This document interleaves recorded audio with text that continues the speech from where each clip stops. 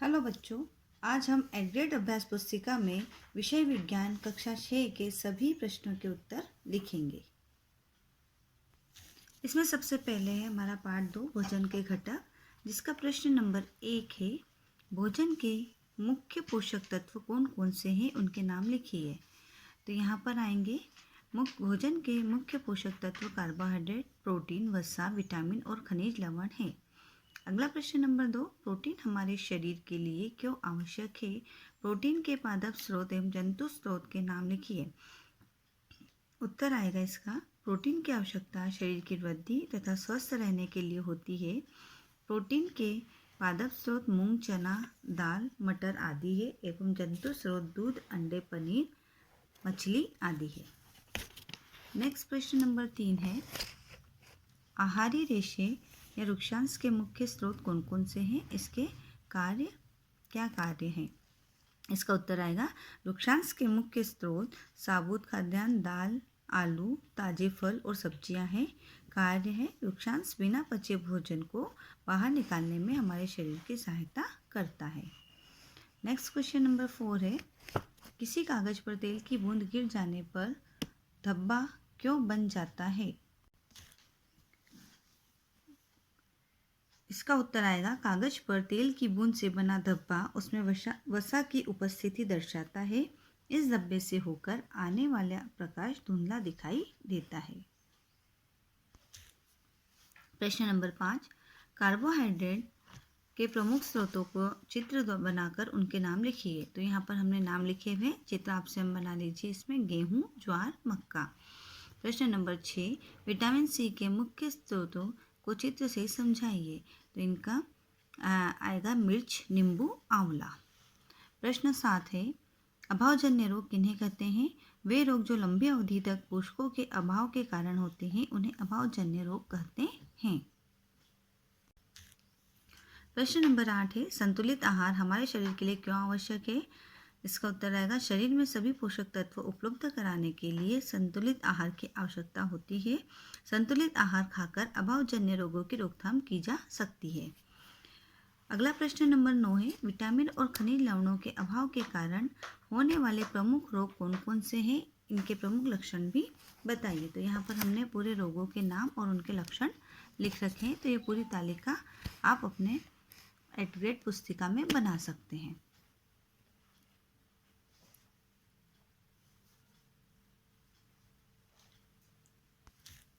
अगला प्रश्न 10 है खाद्य पदार्थों में प्रोटीन का परीक्षण किस प्रकार किया जाता है, समझाइए। तो इसके लिए पूरा प्रोटीन का परीक्षण लिखा हुआ है। जिस खाद्य पदार्थ का परीक्षण करना है उसकी थोड़ी मात्रा पीसकर या मसल कर एक साफ परख नली में डाल देते हैं और उसमें 10 बूंद जल डालकर उसे अच्छी तरह हिलाते हैं। अब ड्रॉपर की सहायता से परख नली में 2 बूंद कॉपर सल्फेट का विलयन तथा 10 बूंद कास्टिक सोडा का विलयन डालेंगे। परख नली को अच्छी तरह हिलाकर कुछ मिनट के लिए रख देंगे। परख नली का पदार्थ बैंगनी रंग का होने पर वह खाद्य पदार्थ में प्रोटीन की उपस्थिति दर्शाता है। अगला है पार्ट 3 तंतु से वस्त्र तक। प्रश्न 1 है प्राकृतिक तंतु किसे कहते हैं, उसके स्रोत लिखिए। इसका उत्तर आएगा, पादपों एवं जंतुओं से प्राप्त होने वाले तंतुओं को प्राकृतिक तंतु कहते हैं, जैसे सूत, जूट, रेशम, ऊन आदि। इनके स्रोत पादप एवं जंतु है। नेक्स्ट प्रश्न है कपास उठना प्रक्रिया को समझाइए। इसका उत्तर आएगा, कपास बालों से कपास को हस्त चयन द्वारा प्राप्त किया जाता है। इसके पश्चात कपास से बीजों को अंकुरन द्वारा पृथक किया जाता है। इस प्रक्रिया को कपास उठना कहते हैं। नेक्स्ट प्रश्न है 3, पटसन तंतु की खेती किस ऋतु में एवं भारत के किस प्रदेश में की जाती है? इसका उत्तर आएगा, पटसन तंतु की खेती वर्षा ऋतु में की जाती है। भारत में पटसन को प्रमुख रूप से पश्चिम बंगाल, बिहार तथा असम में उगाया जाता है। अगला है प्रश्न क्रमांक 4, कताई का कार्य किस प्रकार किया जाता है? इसका उत्तर आएगा, रेशों से धागा बनाने की प्रक्रिया को कताई कहते हैं। इस प्रक्रिया में रुई के एक बूंद से रेशों को खींचकर ऐंठते हैं और धागा बन जाता है। अगला प्रश्न नंबर 5 है संश्लिष्ट तंतु किन पदार्थों से मिलकर बनते हैं। संश्लिष्ट तंतुओं के उदाहरण दीजिए। ऐसे रासायनिक पदार्थों जिनका स्रोत पादप अथवा जंतु नहीं है से तंतुओं का निर्माण किया जाता है तो इन्हें संश्लिष्ट तंतु कहते हैं। उदाहरण के लिए polyester, nylon, acrylic. Next question number 6 है, कपास पादप तथा पटसन पादप में दो अंतर बताइए। इसमें है कपास पादप के फल से प्राप्त किया जाता है, जबकि पटसन पादप के तने से प्राप्त करते हैं। कपास को ओटकर तंतु बनाते हैं, जबकि पटसन पादपों के तनों को कुछ दिनों तक जल में डुबाकर रखने पर तंतु बनते हैं। यहाँ पर आप इनके चित्र बना सकते हैं। अगला प्रश्न नंबर 7, निम्न में से प्राकृतिक व संश्लिष्ट तंतु छांटकर लिखिए। पॉलिस्टर, ऊन, नायलॉन, रेशम, कपास, एक्रिलिक। यहाँ पर हमें प्राकृतिक तंतु आएंगे ऊन, रेशम, कपास। संश्लिष्ट आएंगे पॉलिस्टर, नायलॉन और एक्रिलिक। नेक्स्ट प्रश्न नंबर 8 है, कताई के लिए कौन कौन सी सरल युक्तियों का प्रयोग किया जाता है। इसका उत्तर आएगा कताई के लिए एक सरल युक्ति हस्त तकुआ का उपयोग किया जाता है, जिसे तकली कहते हैं। हाथ से प्रचलित कताई में उपयोग होने वाली एक अन्य युक्ति चरखा है। बृहद पैमाने पर धागों की कताई का कार्य कताई मशीनों की सहायता से किया जाता है। प्रश्न क्रमांक 9, तागे से वस्त्र बनाने की कौन कौन सी विधियां हैं, वर्णन कीजिए। इसका उत्तर आएगा तागे से वस्त्र बनाने की कई विधियां हैं, जिनमें मुख्य दो विधियां बुनाई और बंधाई है। जिसमें बुनाई का वर्णन है तागे के दो सेटों को आपस में व्यवस्थित करके वस्त्र बनाने की प्रक्रिया को बुनाई कहते हैं। अगला प्रश्न है प्रश्न क्रमांक 9, तागे से वस्त्र बनाने की कौन कौन सी विधियां हैं, वर्णन कीजिए। इसका उत्तर है तागे से वस्त्र बनाने की कई विधियां हैं, जिनमें दो मुख्य विधियां हैं बुनाई और बंधाई। बुनाई का यह वर्णन है तागे के दो सेटों को आपस में व्यवस्थित करके वस्त्र बनाने की प्रक्रिया को बुनाई कहते हैं। अगला प्रश्न है प्रश्न क्रमांक 10, प्राचीन काल में लोग पहनने के लिए किस प्रकार की सामग्री का उपयोग करते थे, बताइए। प्राचीन काल में लोग आरंभ में वृक्षों की छाल, बड़ी बड़ी पत्तियों अथवा जंतुओं की चर्म और समूर से अपने शरीर को ढकते थे। कृषि समुदाय में बसने के बाद लताओं, जंतुओं की ऊन तथा बालों को आपस में ऐंठन देकर लंबी लड़ियां बनाई और इनको बुनकर वस्त्र तैयार किए।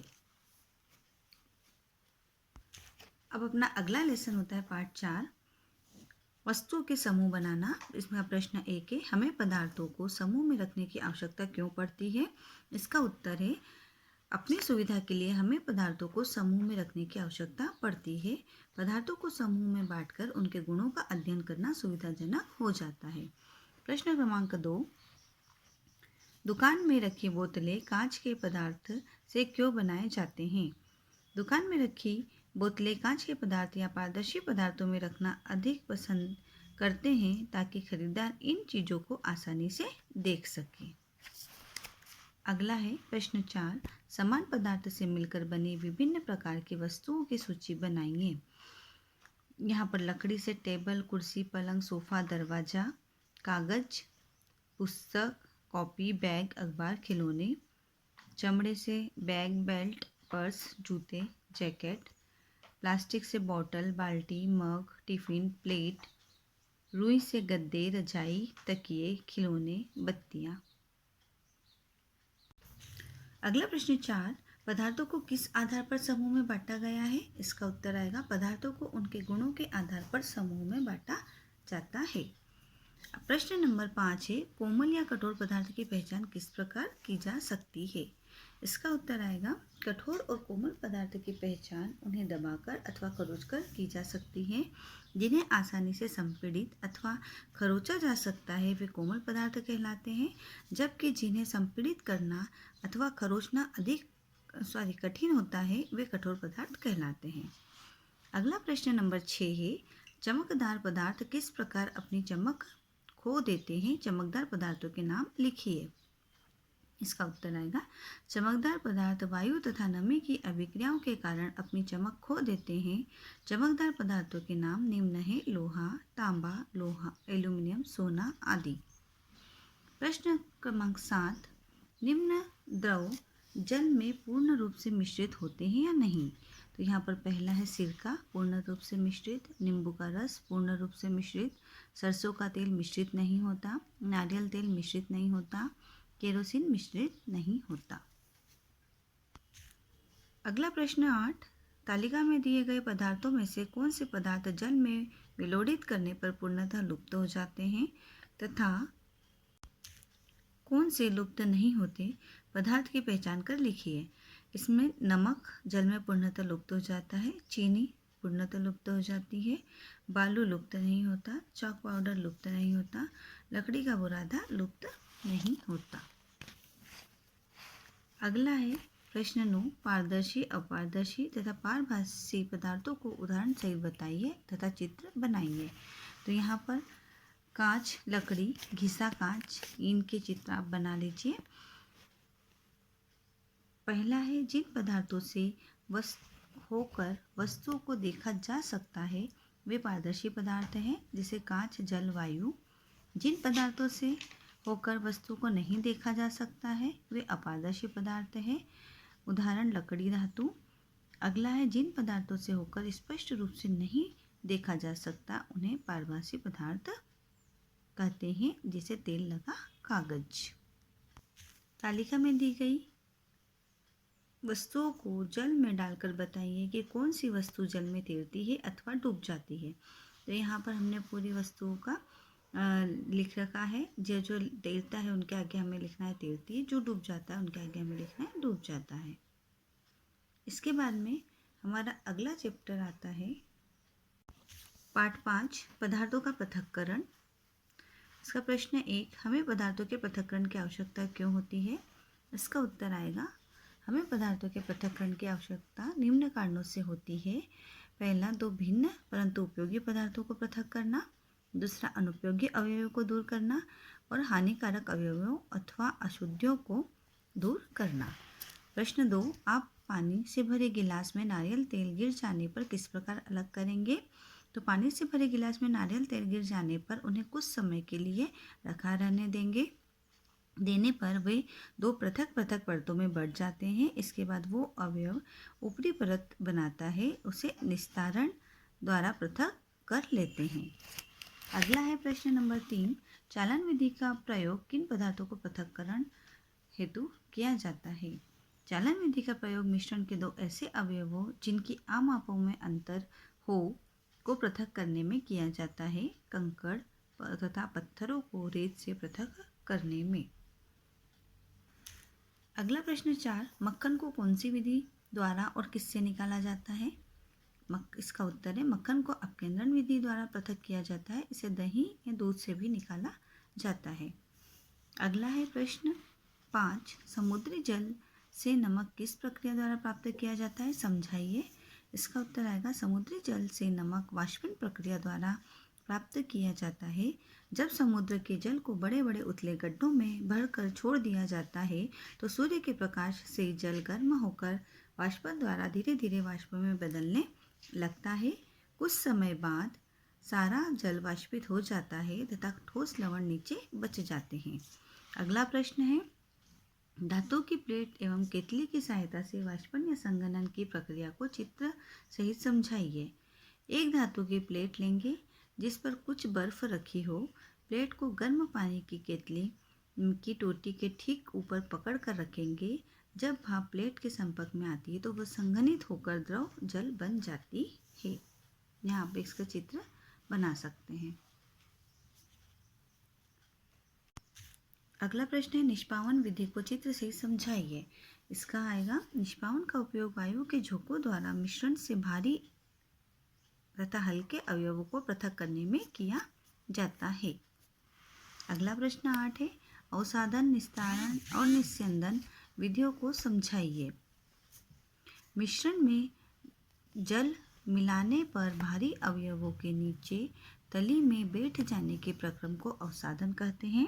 अवसादित मिश्रण को बिना हिलाए जल को मिट्टी सहित उड़ेलने की क्रिया को निस्तारण कहते हैं। छन्नी द्वारा चाय को पत्तियों से पृथक करने के प्रक्रम को निस्यंदन कहते हैं। अगला प्रश्न है, संतृप्त विलयन से आप क्या समझते हैं, उदाहरण द्वारा समझाइए। इसका उत्तर आएगा जिस विलयन में कोई पदार्थ और अधिक न घुल सके वह उस पदार्थ का संतृप्त विलयन होता है। उदाहरण के लिए बीकर में कुछ जल लेकर उसमें नमक तब तक मिलाइए जब तक कि इसमें और नमक न घुल जाए या सके। इस प्रकार हमें नमक का जल में संतृप्त विलयन प्राप्त होता है।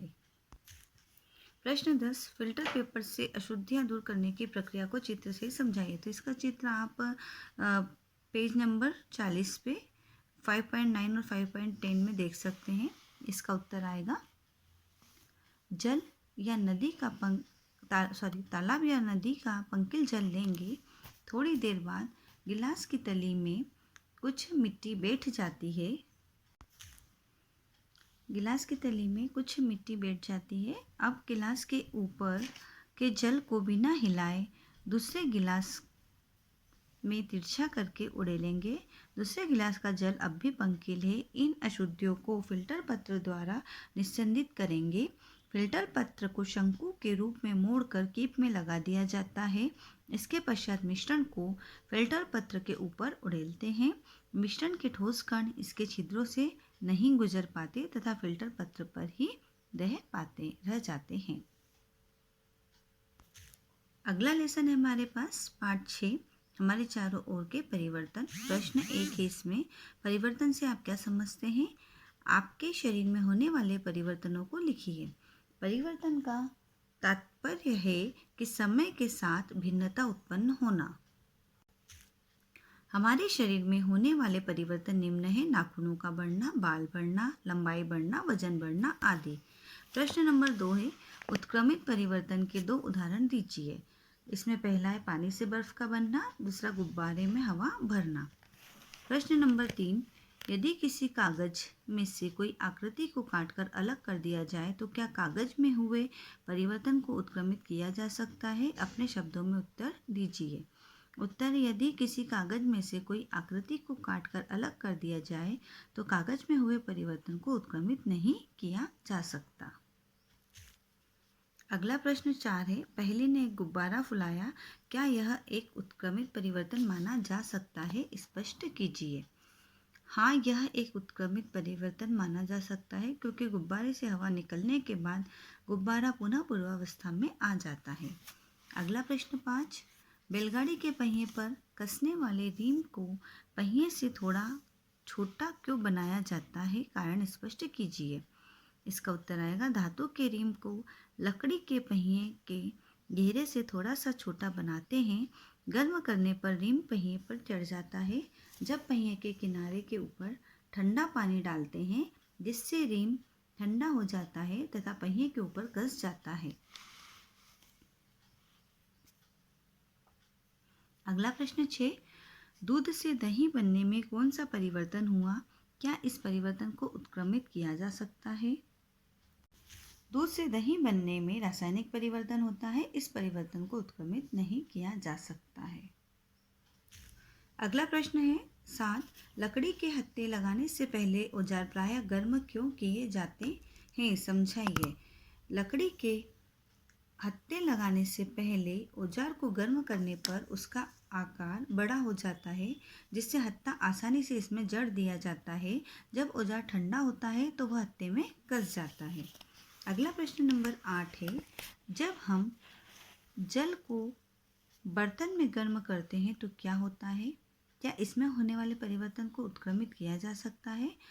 जब हम जल को बर्तन में गर्म करते हैं तो जल कुछ समय बाद उबलना शुरू हो जाता है। लगातार गर्म करते रहने पर जल वाष्प में परिवर्तित होता है। इस परिवर्तन को उत्क्रमित किया जा सकता है। अगला प्रश्न है 9, अपने दैनिक जीवन में होने वाले परिवर्तनों की पहचान कीजिए। उत्क्रमित किए जाने वाले एवं उत्क्रमित न किए जाने वाले परिवर्तन की तालिका बनाकर सूचीबद्ध कीजिए। तो यहाँ पर हमने कुछ परिवर्तन लिखे हैं जो उत्क्रमित किए भी जा सकते हैं और उत्क्रमित नहीं भी किए जा सकते हैं। तो ये आप अपने एडग्रेड पुस्तिका में लिख सकते हैं। अगला प्रश्न है, एक मोमबत्ती के जलने पर उसमें होने वाले परिवर्तन को चित्र से समझाइए। तो मोमबत्ती का जलना एक उत्क्रमित परिवर्तन है। मोम को बर्तन में गर्म करने पर उसे पुनः उत्क्रमित किया जा सकता है। अगला लेसन है अपने पास पाठ 7 पौधों को जानिए। पौधे के विभिन्न भागों के नाम लिखिए। तो पौधे के विभिन्न भाग जड़, तना, पत्ती, फल, फूल इत्यादि है। अगला है लक्षणों के आधार पर पौधे को कितने संवर्ग में विभाजित किया जा सकता है उनके नाम लिखिए तथा चित्र बनाइए। लक्षणों के आधार पर पौधों को 3 संवर्गों में वर्गीकृत किया जाता है, शाख, झाड़ी एवं वृक्ष। अगला है शाख से आप क्या समझते हैं, उदाहरण दीजिए। हरे एवं कोमल तने वाले पौधे शाख कहलाते हैं। ये सामान्यतः छोटे होते हैं। उदाहरण के लिए आप गेहूं, मिर्च। प्रश्न 4, आप झाड़ी वाले पौधों की पहचान कैसे करेंगे? इसका उत्तर है कुछ पौधों में शाखाएं तने के आधार के समीप से निकलती है। तना कठोर होता है परंतु अधिक मोटा नहीं होता। इस प्रकार झाड़ी की पहचान करेंगे। अगला प्रश्न है प्रश्न 5, कुछ पौधों को ऊपर चढ़ने के लिए सहारे की आवश्यकता क्यों होती है? इसका उत्तर आएगा कुछ पौधों को ऊपर चढ़ने के लिए सहारे की आवश्यकता होती है क्योंकि उनके तने कमजोर होते हैं और ये पौधे आरोही कहलाते हैं। अगला है प्रश्न 6, पत्ती का नामांकित चित्र बनाकर उसके विभिन्न भागों के बारे में लिखिए। तो पत्ती का वह भाग जिसके द्वारा वह तने से जुड़ी होती है पर्णवृंत कहलाता है। पत्ती के चपटे हरे भाग को फलक कहते हैं। अगला प्रश्न है 7, मूसला जड़ व रेशेदार जड़ को चित्र से समझाइए। तो जिन पौधों की जड़ों में एक मुख्य जड़ से पार्श्व जड़ें निकलती है उन्हें मूसला जड़ कहते हैं। कुछ पौधों की जड़ों में मुख्य जड़ नहीं होकर सभी जड़ें एक समान दिखाई देती है, इन्हें रेशेदार जड़ कहते हैं। प्रश्न नंबर 8 है पौधे के विभिन्न भागों में जल किसके माध्यम से पहुंचता है? यदि किसी पौधे को रंगीन जल में रखा जाए तो पौधे पर इसका क्या प्रभाव होगा? पौधे के विभिन्न भागों में जल तने के माध्यम से पहुंचता है। पौधे को रंगीन जल में रखने पर पौधा भी रंगीन हो जाता है। अगला प्रश्न 9 है पत्तियों में शिरान्यास क्या है? इसके प्रकारों को चित्र से ही समझाइए। तो पत्तियों में शिरान्यास शिराओं द्वारा बनाए गए डिजाइन को शिराविन्यास कहते हैं। इसमें 2 होते हैं, जालिका रूप और समांतर शिराविन्यास। अगला है प्रश्न 10, पुष्प के विभिन्न भागों का चित्र सहित वर्णन कीजिए। इसमें पहला है बाह्यदल, यह पुष्प का बाहरी भाग है जो छोटी पत्ती से की भांति दिखाई देता है। दूसरा है पंखुड़ियाँ, यह बाह्यदल के अंदर स्थित होती है। यह सबसे बड़ा आकर्षक एवं रंगीन भाग होता है। अगला है पुंकेसर, यह पुष्प के नर जननांग को निरूपित करता है। अगला है स्त्रीकेसर, यह पुष्प का मादा जननांग होता है जो पुष्प के केंद्र में स्थित होता है। प्रश्न 11 है बीजांड से आप क्या समझते हैं? चित्र सहित वर्णन कीजिए। तो यहाँ पर आप लिखेंगे अंडाशय में पाई जाने वाली छोटी छोटी गोल संरचनाएं बीजांड कहलाती है। बीजांड अपना भोज्य पदार्थ बीजांडासन से प्राप्त करता है। किसी भी